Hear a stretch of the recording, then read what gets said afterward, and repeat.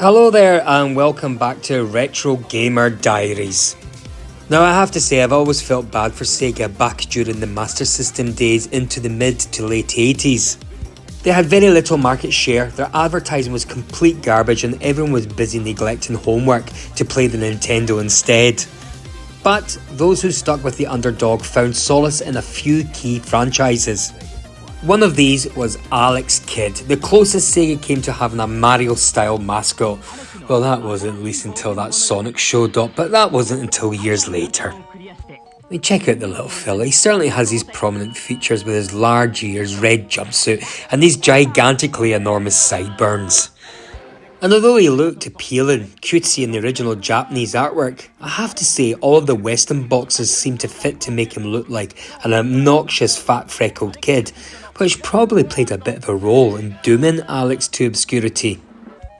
But regardless of that, Alex is the Prince of Planet Ares, and it is his job to kick ass and to do the usual good guy deal. Alex Kidd em Miracle World por apenas 3 parcelas fixas de 99.900. Alex Kidd é mais uma novidade da Tectoy. Now, the official franchise of Alex Kidd includes 7 titles. And those were Alex Kidd in Miracle World, which we're going to talk about today, Alex Kidd The Lost Stars, which was both released in the arcade and also on the Master System. Then there was Alex Kidd High Tech World, which was released on the Master System. Then there was Alex Kidd BMX Trial, which was released in the Master System. Also, never played that game, so I can't really make comment about it. Then there was Alex Kidd in Enchanted Castle, which was released for the Mega Drive, or the Genesis as you would say in America. And then Alex Kidd in Shinobi World, which was another Master System game. And then there was a remake of Alex Kidd in Miracle World DX, and that was released for the PC, the Nintendo Switch, PlayStation 4, PlayStation 5, Xbox One, and the Xbox Series. It was an okay game. Now, I'm certainly hoping to try do future videos of these games, particularly the Master System ones, maybe that arcade one as well of the Alex Kidd and the Lost Stars. But until then, let's just leave that, because today I want to talk about Alex Kidd in Miracle World. Now, interestingly, Alex Kidd in Miracle World was originally planned as a game adaptation of the Dragon Ball franchise, but since Sega was no longer able to use the license, it became an original title. The game was also planned to be an action RPG game, but it was later changed to be a direct competitor to Super Mario Bros., becoming a platform game instead. Titled Miracle Land during development, the game made many changes to separate from Super Mario Bros., such as the player's character punching forward instead of upwards, and the attack and jump buttons being the reverse from Super Mario Bros. Also.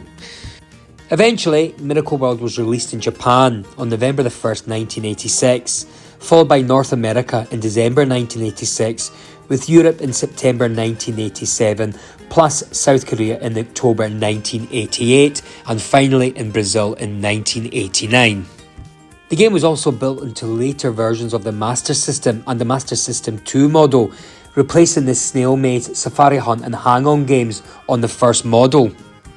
And I have to say, that's how I was introduced to the game. I bought the Master System 2 and it had Miracle World actually built into the game, and I loved that. The fact that you could switch on the game and it was there, it was great. The integrated Sega Master System version also reversed the attack and jump buttons from the earlier cartridge version, and this was to conform to that of other popular action games of the time. Another notable difference was that the original cartridge version had Alex eating Japanese food, but in the Sega Master System integrated version, it was changed to a hamburger to appeal to the Western players. So anyway, let's start by looking at the game.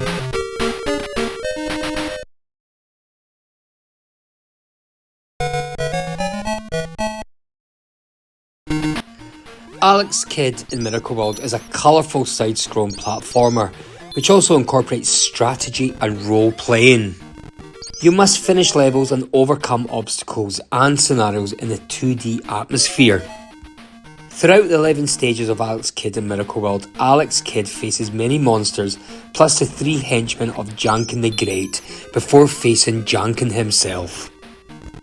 Now Alex Kidd is the only playable character in the game. Alex's main method of attack, for instance, is not a too traditional punch. His fist flies out in front of him and doubles in size to attack enemies, break certain types of rocks to open blocks, and access new areas and collect money. Breaking or stepping on certain blocks releases an evil spirit that will try to kill Alex. The game requires more than the player's ability to accomplish specific phases.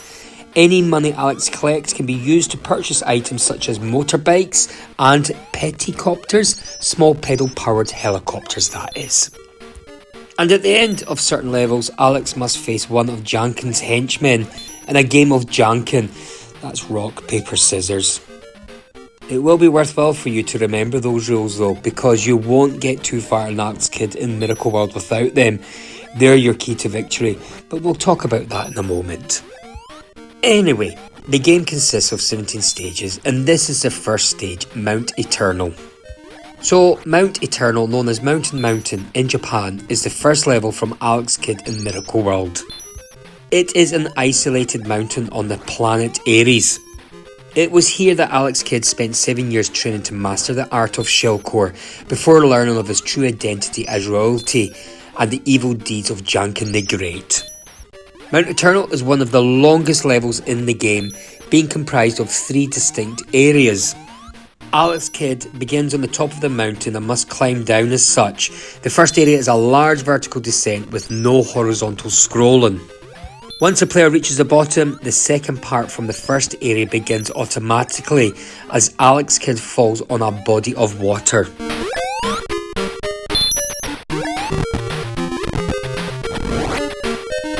This is the first underwater segment in the game, allowing the player to get accustomed with swimming controls. Both of these areas have only weaker enemies aside of one single fishman.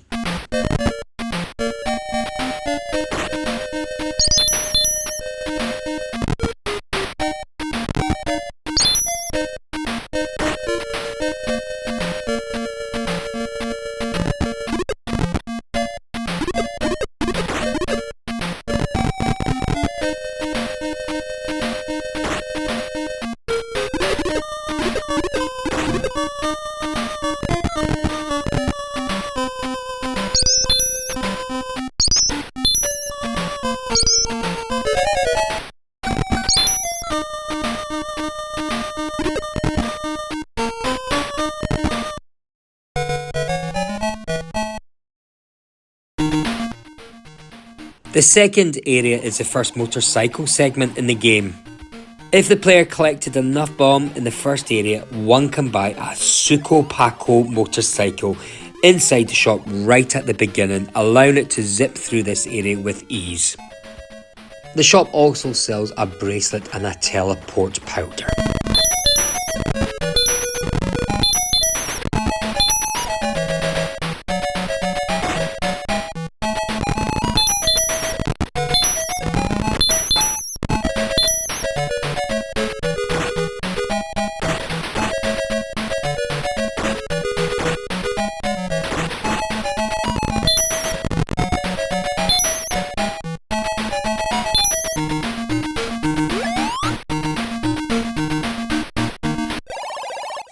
For whatever reason, boss battles on Alex Kidd in Miracle World are handled not by force, but by luck. You come up against a boss character and he challenges you to a best 2 out of 3 rock, paper, scissors contest. If you win, then the boss is defeated and you move on in the game. But if you lose, Alex dies right on the spot and you're flung back to the beginning of the current stage. Now that's a little harsh of a penalty if you ask me, and it's one that has turned off more than a few potential fans of this adventure over the years. Anyway, this is Gusika the Slippery, who is the third henchman of Janken the Great. He is a secondary antagonist who must be defeated in Janken matches in order to progress. Defeating him at the game twice reduces him to a rice ball or hamburger, which Alex must consume to complete the stage. However, losing the game twice, as with all Janken matches to follow, causes Alex to turn to stone and lose a life. Okay, so Lake Fathom, known as Lake Lake in Japan, is the second level.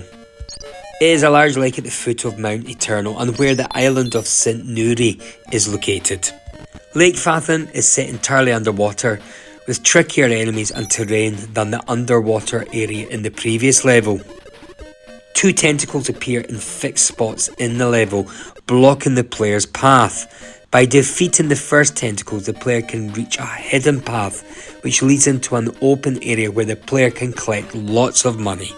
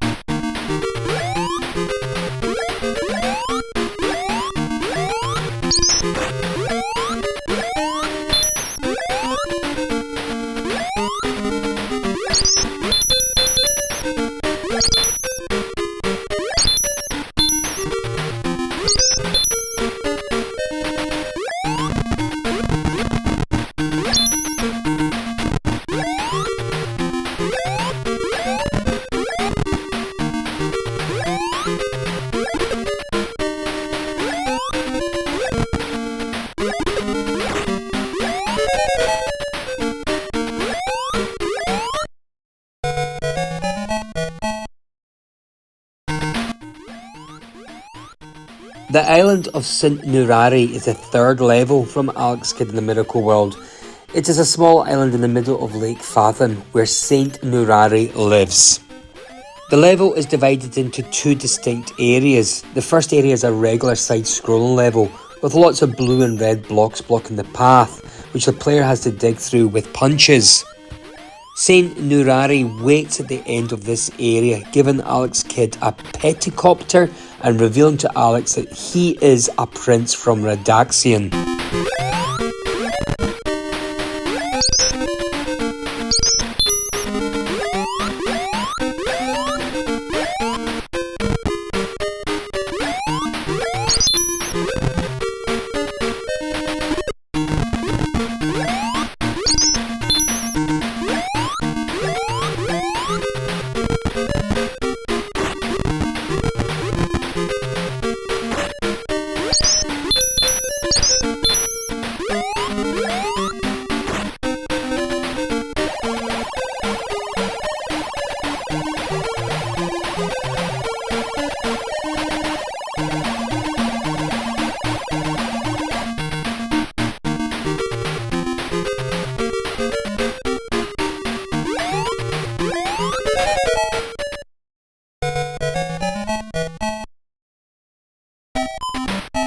The second area is the first peticopter level in the game.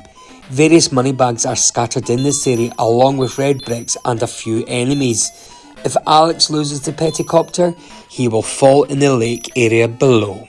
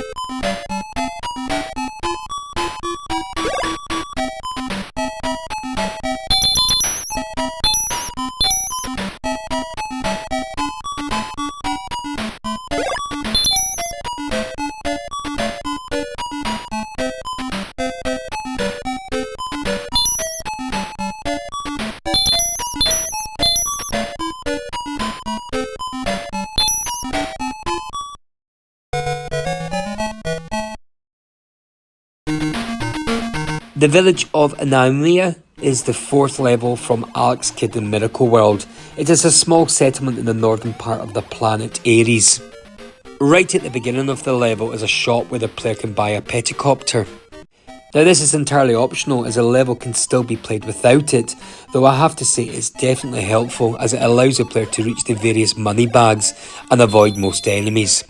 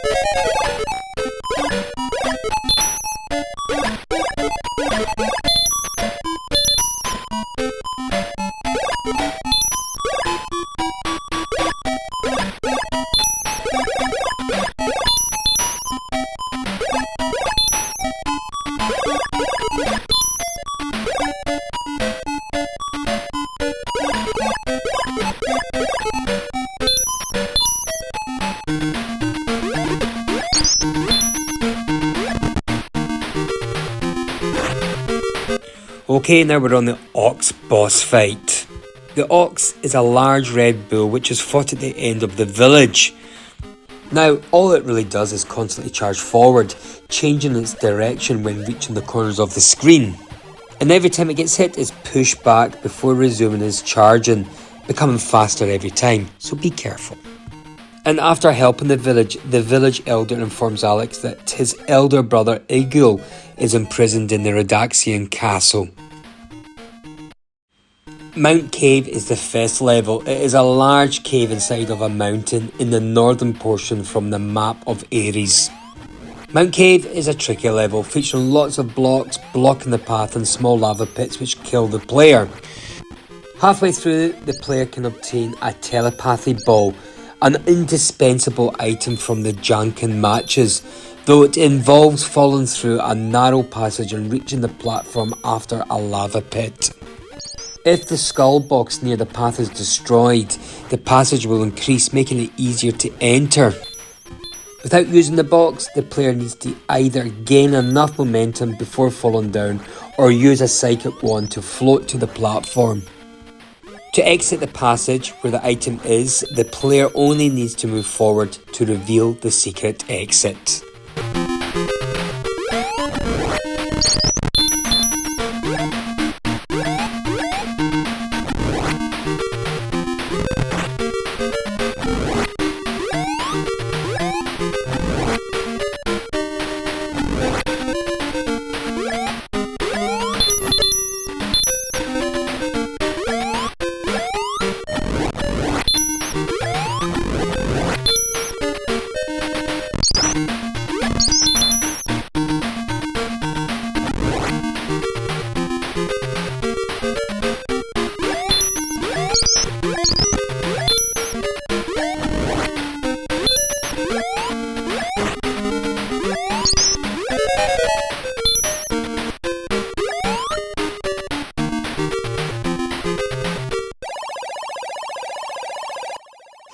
Oh, here we go again. So, Kochina the Sly is the second henchman of Janken the Great. He is a secondary antagonist who must be defeated at Janken in order to progress. The little bugger appears in 2 locations of the game, here and also in the city of Radaxian. Anyway, let's finish him off.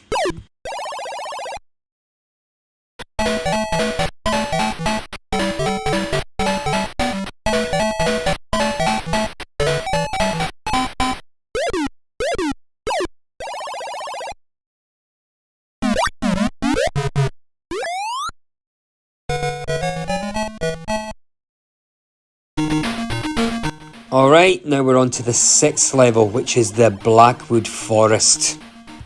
Now, the Blackwoods involve some tough platforming, with floating blocks over large spiked pits, which a player must jump onto to cross. Now, at the beginning of the level is a shop where you can buy a motorcycle, and you must be very careful with crossing the level on the motorcycle, as hitting an indestructible block will cause a player to fall on the spikes and lose a life.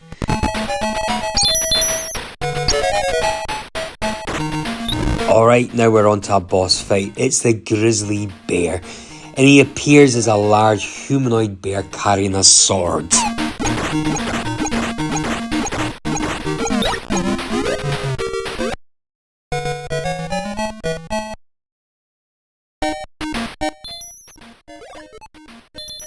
Okay, Bingu Lowland is the 7th level, and it's a large riverbank in the northernmost portion from the map of Ares. The first area of the level involves crossing the river on a boat. This portion works much like the motorcycle segments, with the player having to jump around obstacles and fending off enemies. And if you're hit, you will fall in the river, having to finish the remainder of the level underwater.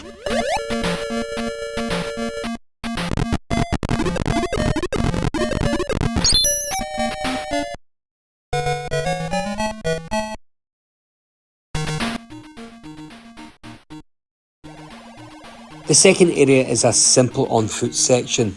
At the beginning is a shop where the player can purchase a peticopter, making crossing the level certainly a lot easier. The player must be careful, however, as throughout the level are moving clouds which shoot lightning below at regular intervals.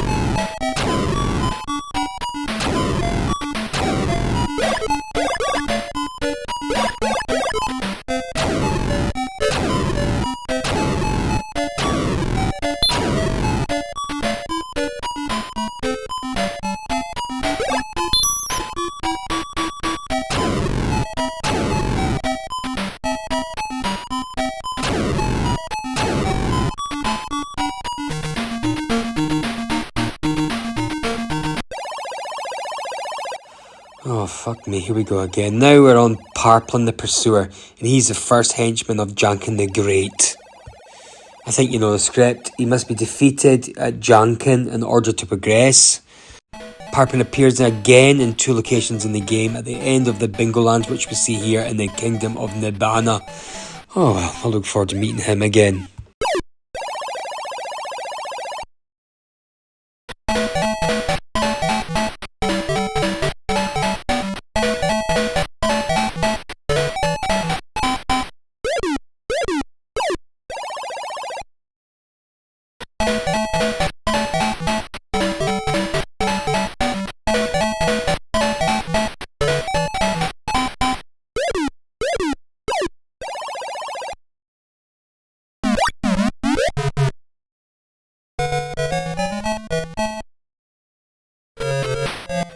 Right, so Radaxian Castle is the 8th level. It is the castle of King Thunder and Prince Ego, located beyond Bingu Lowland in the forest of Radaxian.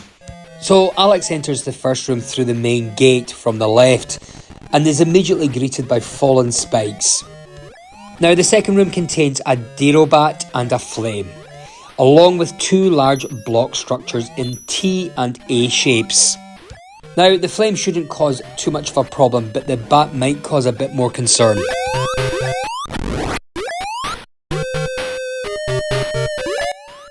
Now, the third room consists of a stepped walkway with 2 gaps halfway along, a Kieran jumping on one of the blocks and spikes top and bottom. Alex must climb the steps, jump the gaps, punch in the frog while airborne, and exit to the right of the screen. Now, the fourth room contains 3 exits, excluding the entrance. A path to the right leads to a tricky route to an extra life, jumping over 2 flames. A pit in the centre of the floor leads to the room with the personal letter to the Kingdom of Nibbana. However, it is recommended to pick this up later from a different route. To the bottom right, past 2 bats and a Sasori is the best route. Go that way, avoiding the bat and punch out the blocks along the bottom. Go down the ladder to the next room.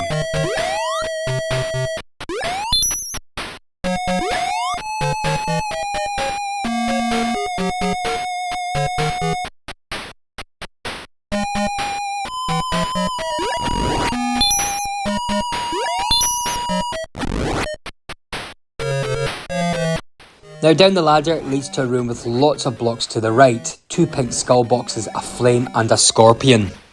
Be cautious going left as the ground will disappear from beneath Alex's feet. Instead go to the top right through the breakable blocks and into the next room.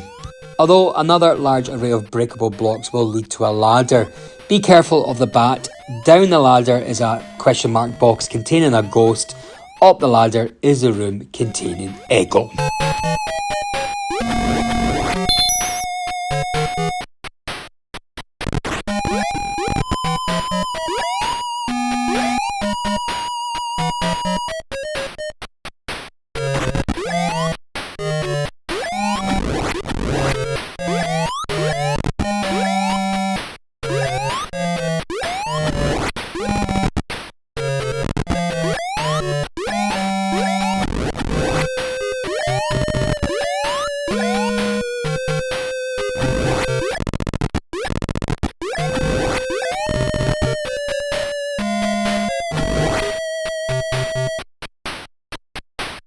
In the jail, where Eggle is being held prisoner, is a selection of pink boxes with symbols on them: fish, waves and star. Climb up and punch the fish, then the waves. This will release Eggle, who will instruct Alex to collect the personal letter and proceed to the Kingdom of Nibbana to find the Moonlight Stone Medallion.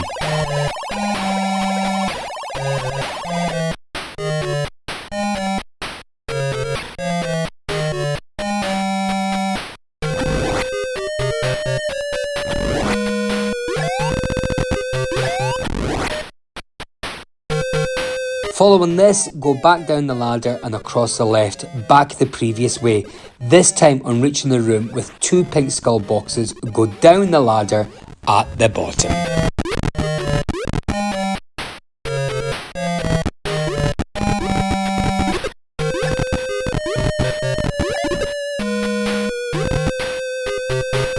Now, Alex is in a room with 3 moving flames. Simply jump from ledge to ledge and exit to the left.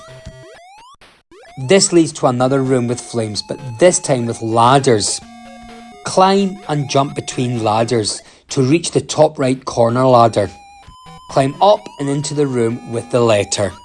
Then climb the steps to retrieve the letter and exit the way you came in. This time, head for the down ladder at the bottom left. Climb down into the next room, head right and drop down through the gaps in the blocks. Now you can go left here by sliding under the bottom leftmost block, but the next room only contains a telepathy ball, which the player should already have from Mount Cave. Head right from here.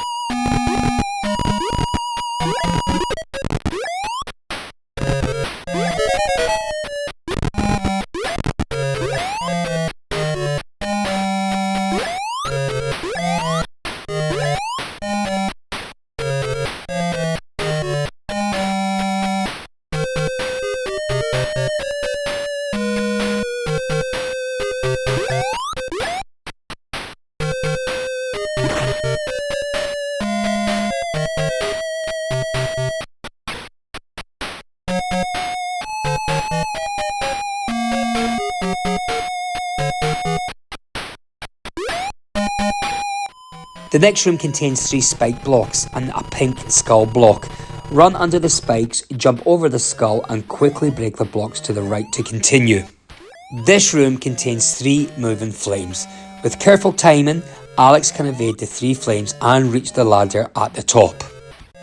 Alright, here we are again. This is Gusika's second appearance, but this time Gusika doesn't go down so easily after his defeat. Instead, his head detaches and attacks Alex. 3 punches to the face are required to defeat him. Not too difficult, really.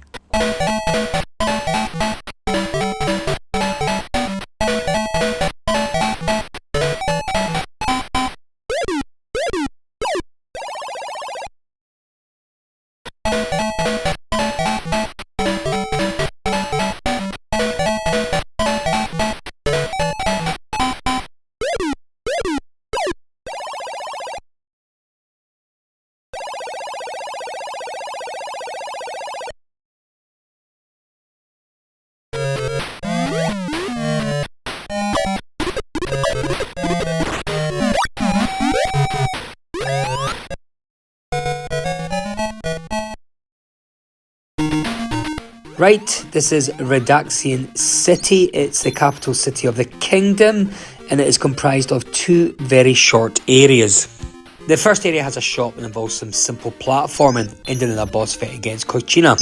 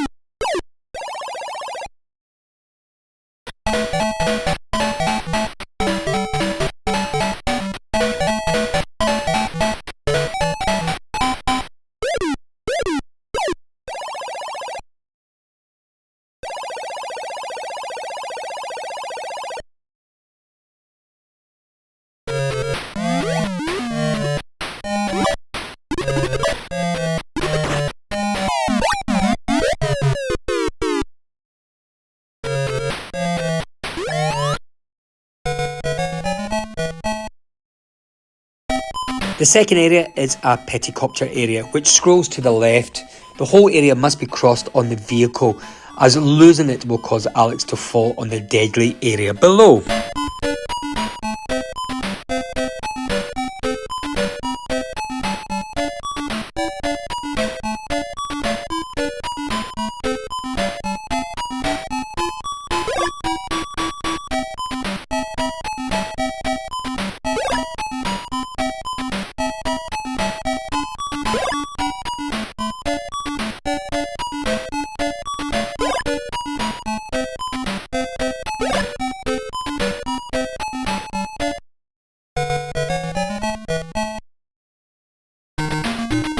Right, now we're on to the 10th level, which is the Kingdom of Nibana. It is one of the 2 known nations that exist on the planet Ares, which is governed by Highstone.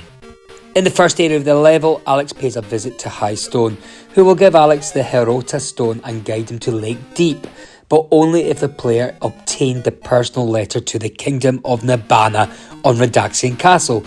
Otherwise, Highstone will just shoo Alex away and refuse to help, with a ghost appearing to make him go away.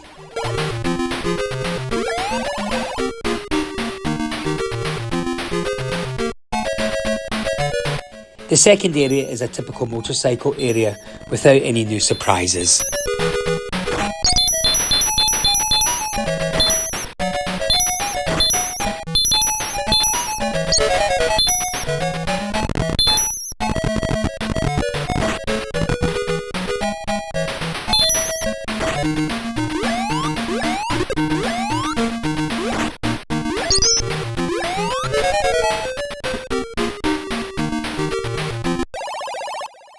Oh, for Christ's sake, another Janken match. This time it's Parpin's second appearance.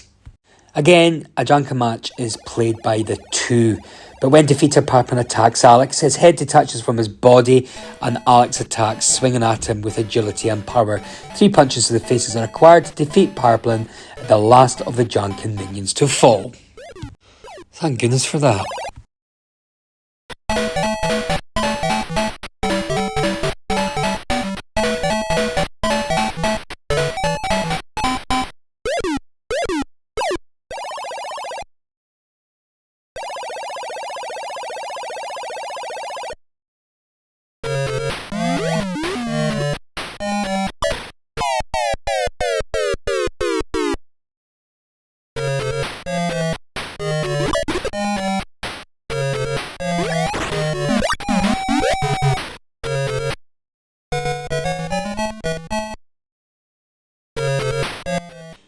We're getting there now. Now we're at Janken Fortress, and it's a stronghold of Janken the Great, and the penultimate stage in Alex Kidd in Miracle World.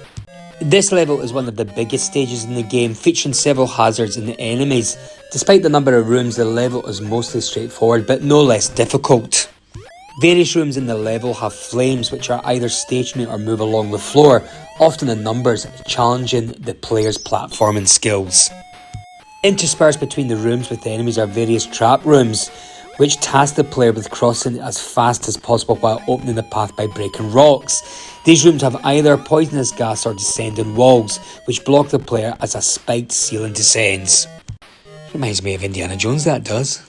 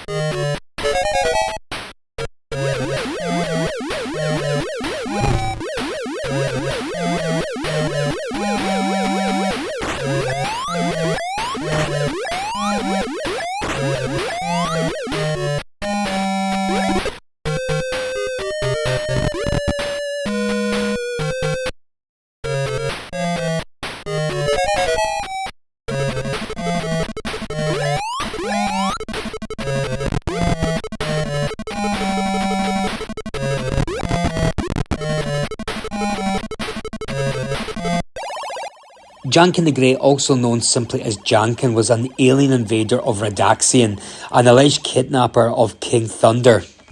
He caused severe damage to the planet, spreading monsters and transforming much of the population into stone. Now, during the boss fight, Janken simply stands on the same spot he is when the player enters the room, constantly shooting energy balls which travel forward in a wave pattern. Now, you can easily exploit a blind spot right in front of him, thus avoiding his shots while being able to safely hit him.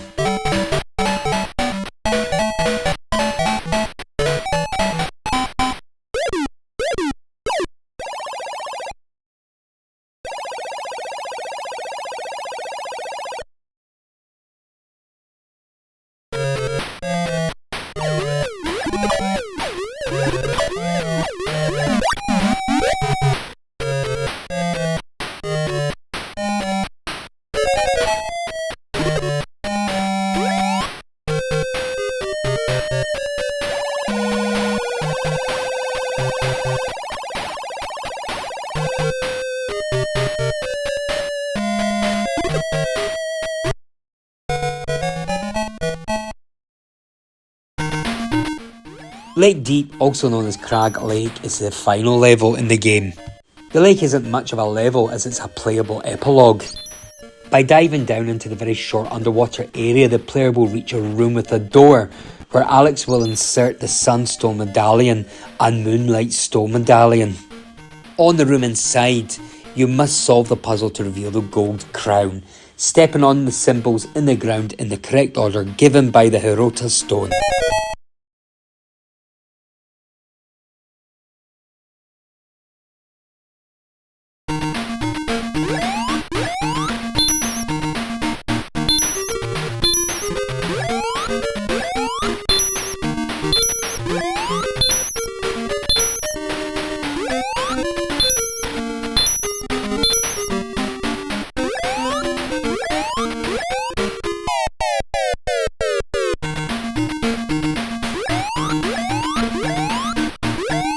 And once you pick up the gold crown, you've beaten the game. Well, there you go. That was Alex Kidd in Miracle World. I enjoyed that.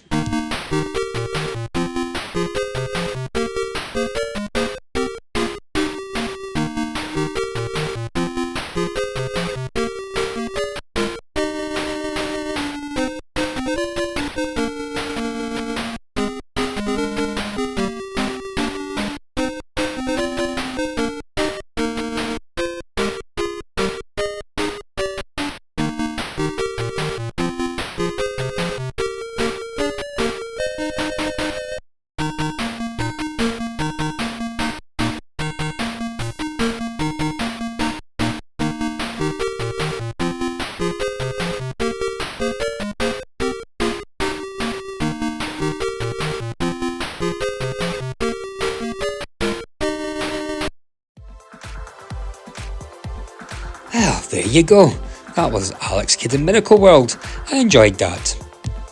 Now, the game has been critically acclaimed since its release. In 1987, the French magazine Generation 4 gave the game a highly positive score. In 1991, Sega Pro magazine stated that, with so much to do and so many different ways of doing it, this is one of those games you will keep coming back to even when you have finished it completely. Computer and Video Games magazine in 1991 described the game as Sega's answer to Mario and concluded that the absorbing gameplay will have you glued to your screen for hours on end. In a 2008 retro review, IGN gave Alex Kidd a score of 9 out of 10 and in the Editor's Choice Award, calling it an exceptional platformer with loads of action and some great puzzle solving challenges that still holds up remarkably well. Now, I have to say that playing Alex Kidd in Miracle World has brought back some great nostalgia for me. It was my first game that I played on my Master System 2, as it was already built into the system. I really loved the first level the most and perhaps disliked those rock, paper, scissors contests. It was certainly not as good as the games that followed, such as Sonic the Hedgehog, Castle Illusion and Asterix, but Alex was my first platformer game on the 8-bit system and I spent many an hour playing it. So the game has a special place in my heart. It is an absolute landmark of a game for the Sega Master System, even if it didn't define the generation like Mario eventually did. The game is gorgeous and it sets the scene for Sega's continued use of colour in almost all of its games. So for me, Alex Kidd in Miracle World is a game that's just too classic and unique not to recommend. Definitely give it a try. Okay folks, that was my video of Alex Kidd in Miracle World. I hope you liked my video. Please remember to press that like button, leave a comment and press that subscribe button. Until my next video, I hope to see you all soon. Take care, bye bye.